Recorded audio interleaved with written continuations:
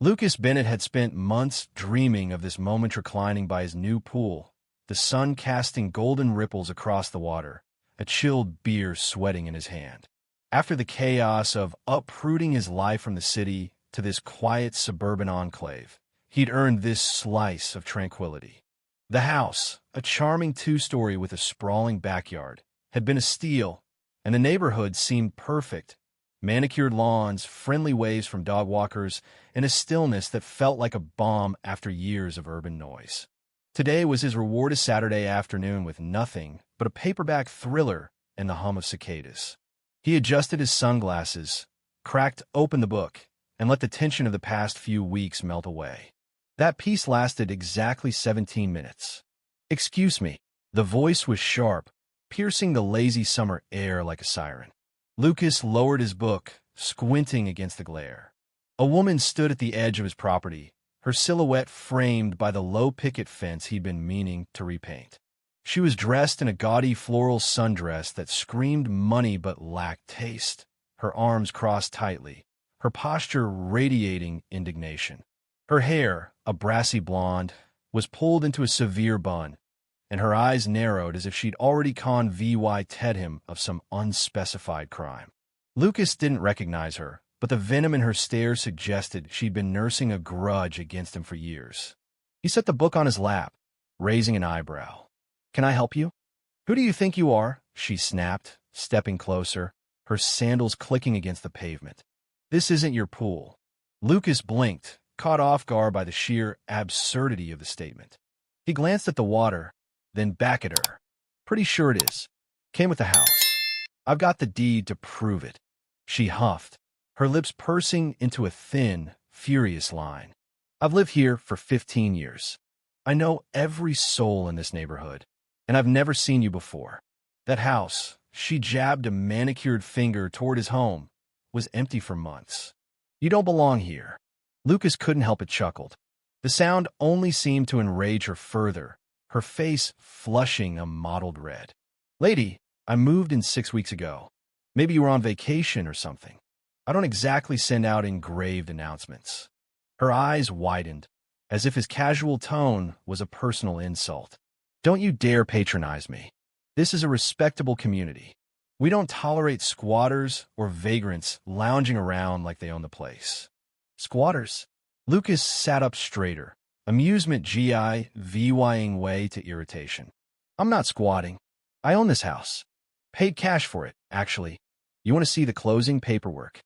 She ignored him, pulling out her phone with a flourish. "I'm calling the police. They'll sort this out. You're clearly up to something shady." Lucas leaned back, taking a slow sip of his beer. "Go ahead. I could use the entertainment."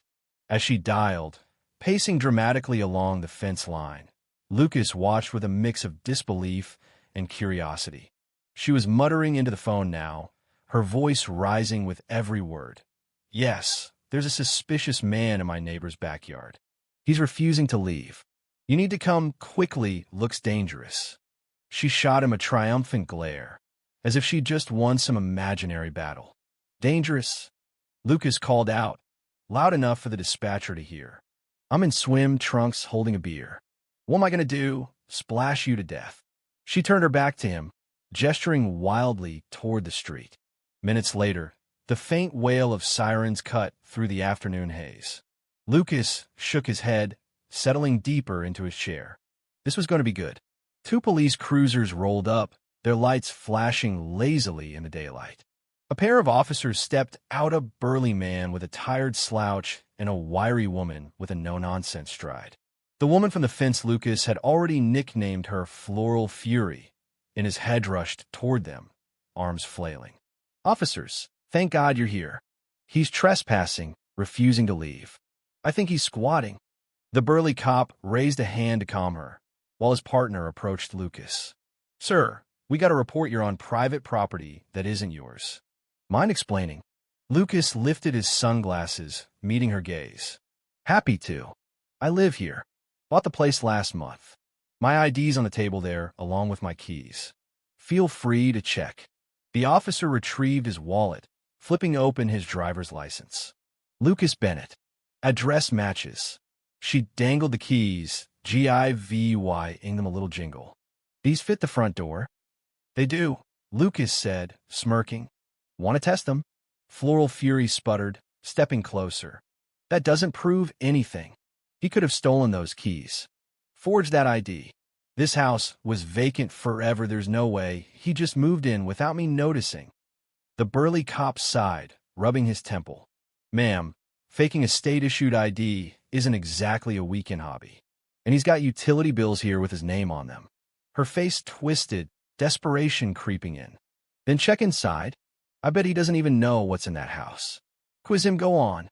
The female officer glanced at Lucas, her expression apologetic. Sir, would you mind if we took a quick look? Just to settle this. Lucas stood, stretching lazily. Be my guest. Might want to watch out for Moose.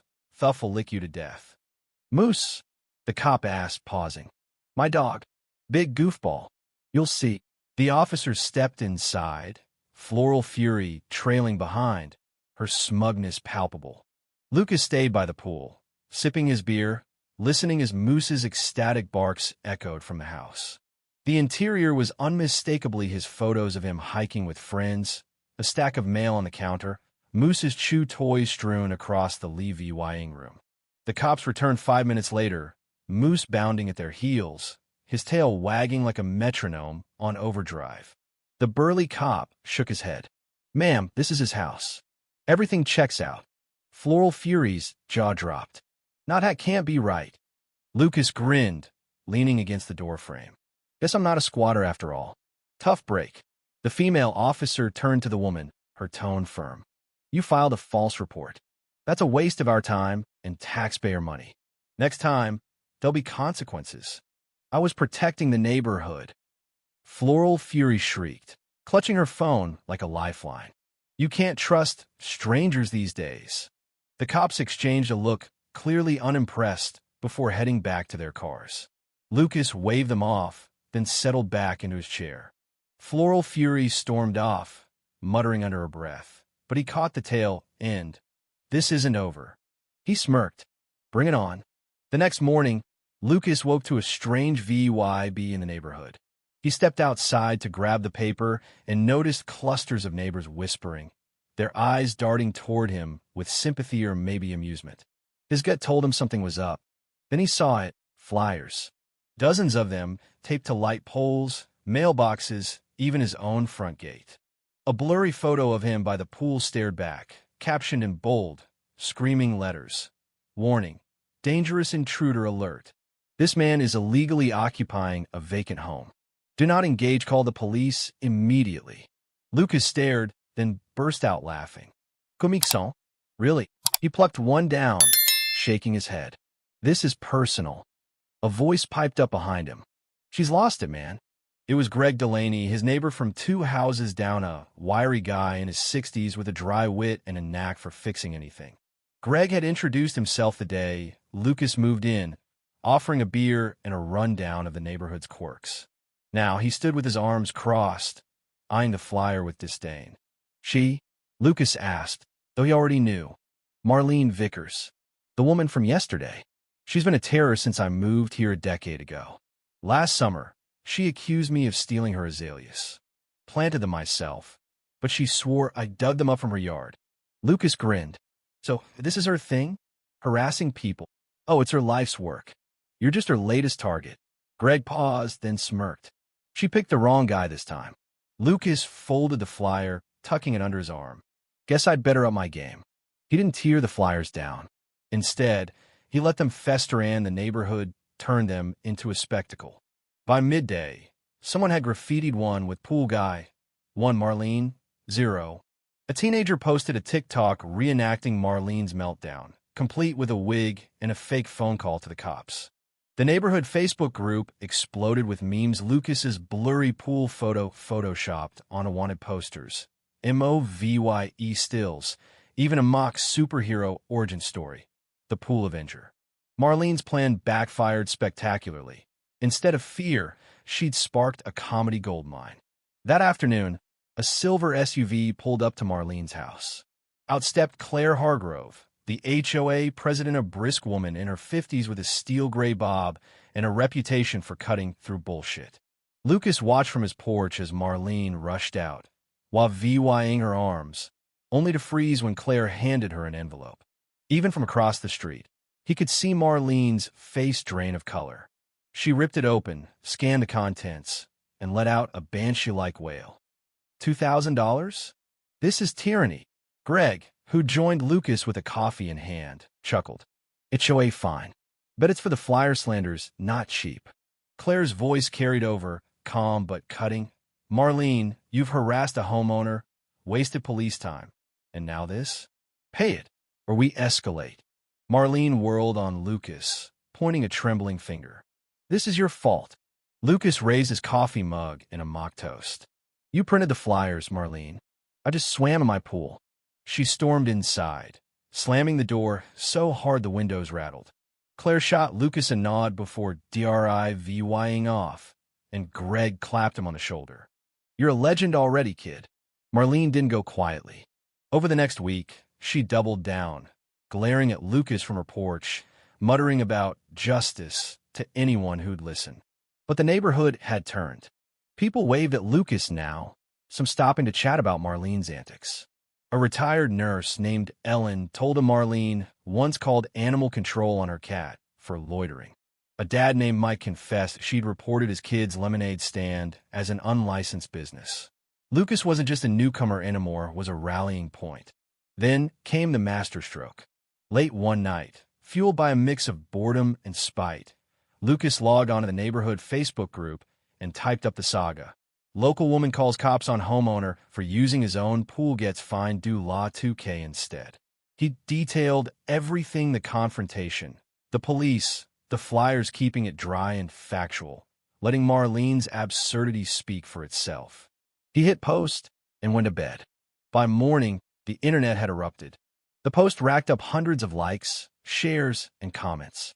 Neighbors piled on with their own Marlene horror stories. Someone unearthed a photo of her yelling at the Girl Scout cookie debacle Greg had mentioned, turning it into a meme. Marlene versus Thin Mints, the untold story. The post spilled on a Reddit's r/petty revenge, then Nextdoor, then a local news blog picked it up. A reporter called Lucas for a quote. He kept it simple. I just wanted to enjoy my pool. She made it a circus. Marlene's humiliation went nuclear. At the grocery store, cashiers smirked as she passed. Kids giggled behind her on her morning walks. A prankster taped the VY Ral post to her mailbox. She tried to fight back, screeching about defamation to anyone who'd listen, but the EVY Densepolis reports, HOA fines, even Lucas's security cam footage buried her. 3 weeks later, a for sale sign sprouted in her yard. Greg spotted it first, whistling as he strolled over to Lucas's porch. We did it, man. She's gone. Lucas grinned. Poetic justice, huh? Nah, Greg said, raising his coffee. This is karma with a cherry on top. To celebrate, Lucas threw a pool party. He and VY Ted, the whole block except Marlene, naturally. Music thumped, burgers sizzled, and moose splashed in the shallow end, soaking anyone within reach. Neighbors swapped stories, toasting Lucas as the guy who'd slain the dragon. Across the street, Marlene's blinds Twitchage was watching, seething. Lucas caught her eye, raised his beer, and hopped onto an inflatable raft shaped like a crown. The crowd cheered. A month later, she was gone. AMO VYing truck hauled her stuff away, and the neighborhood exhaled. Peace settled in. No more fake emergencies, no more HOA rants. A young couple, Tom and Lila, bought her place. They introduced themselves to Lucas one evening, grinning as they shook his hand. We saw your story on Reddit, Tom said. Figured if the worst neighbor was already gone, this was the spot for us. Lucas laughed. Glad I could help. That summer, he finally got his quiet afternoons. Lounging by the pool, book in hand, he'd glance at Greg or the new neighbors and feel something rare. VY Tory. Marlene had picked a fight with the wrong guy and lost everything. Sometimes, Lucas thought, all it takes is standing your ground, cracking a joke, and letting the universe sort out the rest. If you were the one in this story, how would you react? Would you stand up and fight back, or accept the unreasonable pressure and control from the HOA? Share your thoughts in the comments below. And don't forget to subscribe, like, and share this video with more people. Your small action gives us the motivation to keep bringing you more intense and engaging stories. Thanks for watching, and we'll see you in the next video.